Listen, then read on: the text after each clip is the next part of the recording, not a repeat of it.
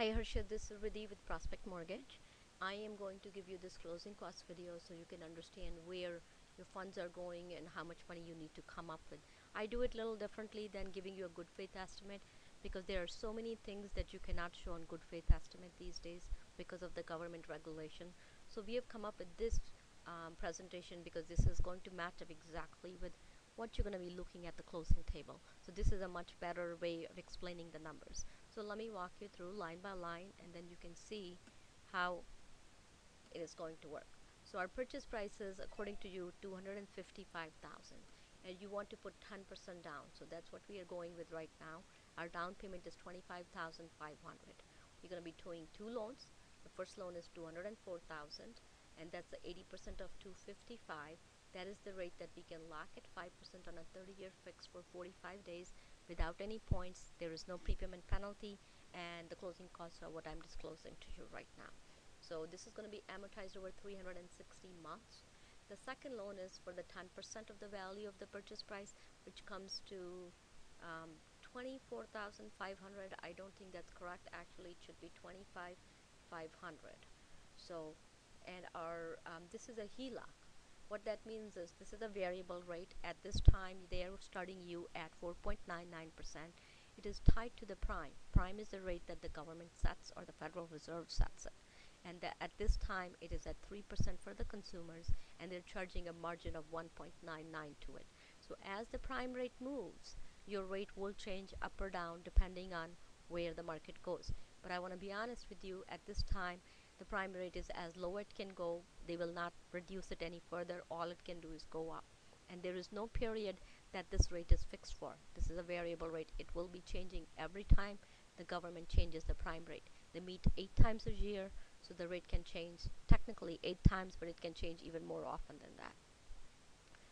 It is going to be when they underwrite the file, they're going to qualify you based on a 15-year term, but you're going to be paying you're only obligated to pay the interest only payment, not the 15 years amortization table. But for qualification purposes, they look at it as if it was a 15-year term. So your interest only or a 30-year plan, which is close to interest only, comes to $131.37. But let me go through the first payment. The first loan, your principal and interest payment will be $1,095.12 based on the 204,000 loan and 5% interest rate. Our second financing will be at $131.37. The hazard insurance, it's your homeowner's insurance. I'm estimating that on your behalf. You are allowed to buy it from anybody you want to. I'm just estimating for a house value that much, your homeowner's insurance is going to cost you probably $600 a year. So I'm estimating that it's coming to $50 a month. This is your real estate tax bill, 1/12 of it. Again, your yearly bill you told me was $6,700, so it is 1/12 of that. So this shows your total payment of $1,834.82. Now let's look at the closing costs. So our closing costs from our side, meaning the lender side, our origination fee is $995. That includes everything that you have. That means your underwriting, processing, application, credit report, whatever you want to call it, is $995. Then we also charge you $360 for appraisal fee. That is upfront when you order the appraisal. Then you have attorney fees. I am estimating this. I don't know how much Deborah is going to charge you, but I'm estimating it at $450. Then you have the title services. These are the title costs plus the closing cost company's fees. I'm thinking on a purchase price of $255 with two loans, you're looking at in the neighborhood of $2,000. Again, it's a third-party cost. I don't set it. Whatever the cost is, that's what you will pay. I'm estimating that. Altogether, your closing costs come to $3,805. Now let's walk you down. There's also another part of the closing costs that are called the prepaids. They're really not costs. They're actually account that you set up with your mortgage lender to make sure that they are collecting enough dues from you for insurance as well as taxes, so that when the bill comes due, they will pay on your behalf. So let me walk you through that. On the prepaid interest, I am sure somebody has told you that the mortgages are paid in arrears. Meaning that the interest has to accrue before they ask you for a payment. But the only time you will pay the interest only is the day that you close. So you're closing on April 17th, you said 16th or 17th. Whenever you close, whatever number of days are remaining in the month, that interest will be due upfront. So again, I'm estimating 15 days. If you only have 14 days remaining in the month, and you will count the day that you close on as the one of the days, you will pay for those days. Then your first payment is not in the month of May, your first payment is month of June, 1st of June. That is only true for the first loan. The second loan follows its own calendar. So let's say you close on the 16th of April, your probably first payment will be 16th of May, but they will give you paperwork to that effect. I don't know how they're going to charge, but that's how they do, and they don't charge you any prepaid interest. Then the hazard insurance, again, I showed you, I'm estimating that at $600 a year. You will have to buy a policy at least 7 days prior to closing for you to have all the paperwork in order. And I'm estimating that $600, that's the cost I'm showing to you. I am not going to be charging that. That is what you're going to pay directly to the insurance company. This is, again, keep in mind, let's say for whatever reason, if the house doesn't close or your closing gets pushed back, it's a prorated item. They will not start the policy till you actually close and they have a proof. But you have to let them know that. So you don't have to worry about it. People get worried, if I pay and if I don't close, what happens to my money? It comes back to you 100%, no matter what insurance company you use.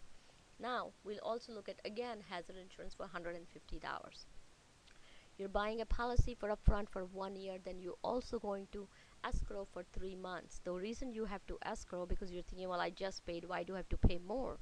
The reason being, when the next year in 2012 the bill comes due, they would not have collected enough funds for you to pay that, because you would have only made 9 or 10 payments by the time the bill is due, and they will not have enough funds. So they collect up front to make sure that they have enough funds for you, for them to pay your insurance on your behalf, and they're allowed to keep 1 extra month by law.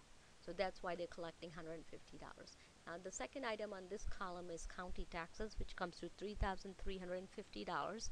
In your case, that is a number that could change. You're going to have to establish an escrow account, and in state of Illinois, we pay our taxes in arrears. What that means is, when the 2011 tax bill comes due on 1st of June, it will be actually for the year of 2010. You would not have lived in the house in 2010, but you still have to pay because you will be owner of record. So the bank will collect it from you, and they will have enough money so that they can pay the first installment. We have two installments in DuPage and Will County, first due on 1st of June and the second one due on 1st of September. They are equally half payments, but they're not due 6 months apart. So in your case, they'll collect 6 months so that they can make your payment of the September 1st payment. The reason I think it can change is because you're closing on April 16th. It will depend on the title company as well as your seller if they're going to make the first installment of 1st of June at the closing table, or they're going to give you a credit for that, and then you will be responsible for it. If you're responsible for it, they will collect it at the closing table. But if the seller pays it, you don't have to worry about it. It will be paid out of their funds. So we're going to assume that you're not going to pay the June 1st payment. You're going to be responsible for September 1st, and they're only going to collect 6 months from you. So the total prepaid items will be $4,647.56. Now let's come to the cash to close and all the credits that you have. So purchase price $255, prepaids $46.47. This is the same number that just flowed through. The closing cost of $3,805. That includes all your closing costs, attorney, insurance, title, etc. Comes to $263,452.56. And our total loan amount is $229,500. That is first and second together. You paid the seller. Remember, I said our real estate taxes are paid in arrears. So the seller has to give you a credit for the number of months that they occupied the property in 2010 as well as in 2011. I'm assuming if you were to close on April 16th, you'll have almost 3.5 months of taxes for 2011 that you will be getting as a credit, as well as the second installment for 6 months in 2010 if we assume that they're going to pay your first installment on 1st of June at the table. So you'll get around $5,304.17. You might actually get more because I'm estimating them at 100%.